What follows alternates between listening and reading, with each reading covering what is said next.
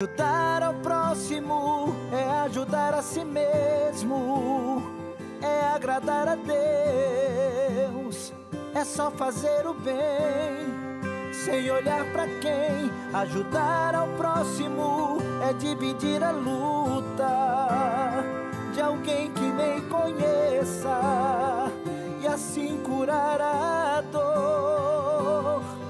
Por acima de tudo, amor. Hoje, o programa Acima de Tudo o Amor vai falar de um assunto importantíssimo, muito importante. É tão importante que nós temos aqui uma incumbência de valorizar um tema que nós somos responsáveis por esse tema, de proclamar esse tema no Brasil. E eu tenho de convidado especial, junto com meus dois apresentadores, meus dois diretores espirituais, meus dois irmãos, que é o Padre Túlio e o Padre Fernando Tadeu, a incumbência de tirar dos nossos entrevistados de hoje, que é o Dr. Luiz Fernando, que é a nossa querida Naima, que é chamada Naima Furacão, e que vocês vão tirar proveito da missão que eles têm, a responsabilidade que nós temos de proclamar a prevenção do câncer infantil, que no Brasil inteiro se tem tanta força a prevenção de câncer de mama, e agora ainda vem vindo outras prevenções, como o dia do câncer de próstata, que é o símbolo azul, e nós temos de falar de um tema importantíssimo. É muito mais importante que todos possam imaginar. Por isso que esses dois convidados estão aptos a aprofundar esse tema, e o Padre Túlio e o Padre Fernando Tadeu vamos provocar como que nós podemos motivar vocês a despertar, a darem atenção para esse assunto. É um assunto importantíssimo, importantíssimo. Nos Estados Unidos, a diferença é altíssima sobre nós, começando porque tem essa cultura na educação básica. E por isso nós temos hoje essa missão.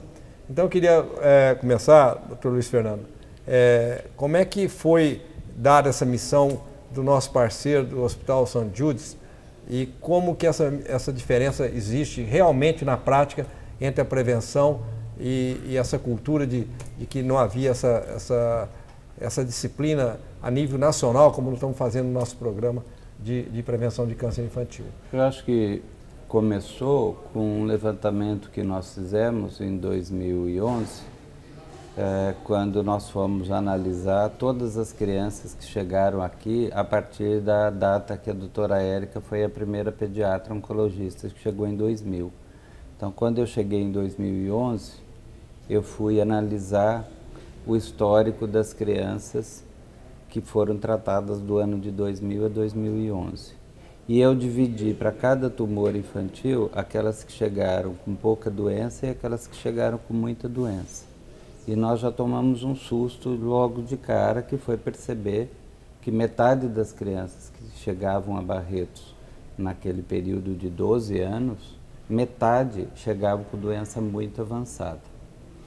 Então, quando nós firmamos a parceria com o Hospital São Judas em Memphis em 2012, a gente já tinha essa referência de que nós tínhamos esse número muito alto de crianças com diagnóstico tardio e nós tínhamos que fazer... Em relação aos Estados Unidos, qual era a diferença? Eu acho que Europa e Estados Unidos é aceitável que até 15, 20% dos tumores sejam avançados. E o nosso era 50%. Porque alguns tumores eles se escondem e eles só aparecem na fase avançada. Para eles lá também. Não é uma questão só de fazer uma campanha, mas é a forma como os tumores se camuflam, mas mesmo se assim, disfarçam. a diferença é muito grande. Mas a grande. diferença é muito alta, porque metade das nossas crianças aqui chegam em estágio 3 ou 4, que são os estágios mais avançados. Eles souberam desses dados, a gente divulgou esses dados lá, e a gente tinha que fazer algumas estratégias para tentar suprir isso. Suprir por quê? Porque tem vários motivos juntos. É o desconhecimento do médico, porque as escolas médicas não ensinam câncer infantil, porque não é obrigatório por lei. Então, os oncopediatras não têm oportunidade de dar aula sobre câncer infantil nas faculdades. Então, os médicos podem ser excelentes médicos, mas eles não aprenderam a fazer o diagnóstico. Quando eles sabem fazer, às vezes eles estão numa situação de saúde pública que demora para a família conseguir chegar. Então, tem uma mistura de problemas sociais e problemas educacionais. E a população leiga brasileira ouve muito pouco sobre câncer infantil. Então, se a gente somar essas três situações, eu acho que isso reflete o porquê que a gente recebe tão tarde. Isso motivou a gente ter várias ações. Uma delas foi criar, na Faculdade de Medicina aqui em Barretos, eu tenho 6 alunas que estão estudando a peregrinação das famílias. Nós já entrevistamos quase 1000 famílias para saber de onde elas vêm, quantos médicos elas já passaram, quantos erraram o diagnóstico, quantos dias levaram entre perceber algum motivo até ir no primeiro médico, por que foram no segundo, por que foram no terceiro.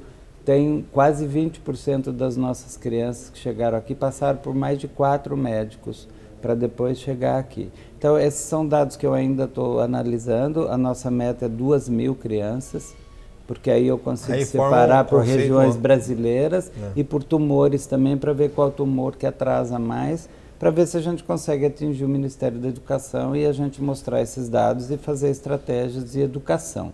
Isso é mais para atingir a comunidade médica nesse sentido. O outro sentido foi a gente sensibilizar a população e depois, na campanha do Passos que Salvam, sensibilizar os médicos e os enfermeiros. Então, são estratégias diferentes para a gente tentar atingir. Sensibilizar, mas se comprometer e ensinar, não é isso? Primeiro, no primeiro ano do Passos que Salvam, a gente pensava em sensibilizar a população. Então, foram algumas cidades, 20, acho que foram, e que a Naima vai dar os números, e que a gente distribuiu panfletos falando sobre o câncer infantil. Dali é que veio a ideia, no ano seguinte, um ano depois, de a gente trazer os médicos dessas cidades para a gente fazer treinamento. Médicos e enfermeiras? Enfermeiros foi mais agora, neste ano. Quer dizer que eu falo isso porque a gente não pode só anunciar uma coisa, falar e não se comprometer com ela. Quer dizer que nós estamos tendo a responsabilidade de capacitar essas pessoas que estão recebendo a informação, sejam médicos, enfermeiros de cada município. Eu acho que eu queria perguntar para a Naima como é que foi como é que ela está vendo a motivação dos municípios e como é que está esse trabalho, Naima. É maravilhoso, né? É apaixonante quando você leva esse projeto para os municípios e as pessoas ficam muito comprometidas quando elas conhecem o real objetivo da proposta. E eu me lembro muito bem que quando você chegou dos Estados Unidos, lá do St. Jude, você me chamou na sua sala e você disse para mim: Naima, faça o Brasil caminhar. Faça com que o Brasil conheça os primeiros sinais e sintomas e que as pessoas, para que nós consigamos aumentar o índice de cura no nosso país, porque hoje morre muita criança sem saber até que tem câncer. Então, nós começamos com 2 estados, Rondônia e o estado de São Paulo, porque Rondônia sempre responde, é muito solidária. Eu comecei com os nossos coordenadores, com os secretários municipais de saúde, que eu já conhecia das campanhas de cadastramento de medula óssea. Caminhou 20 cidades e 2 estados no ano de 2012 e depois nós começamos a divulgar isso. Nós conseguimos no outro ano 80 cidades e 7 estados. Depois 200 cidades e 11 estados e o ano passado 350 cidades e 13 estados brasileiros. E a cada cidade que a gente chega, nós vemos que esse trabalho aumenta, porque as pessoas realmente acreditam e veem, né, depois da capacitação dos médicos e agora dos enfermeiros, que as crianças conseguem mesmo chegar mais cedo, que tem toda uma equipe comprometida.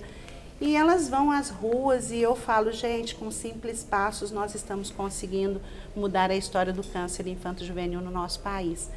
E é gratificante demais as pessoas abraçarem a causa e a cada dia aumentar mais o número de pessoas que vai às ruas no mesmo dia, no mesmo horário, porque a nossa caminhada tem essa particularidade.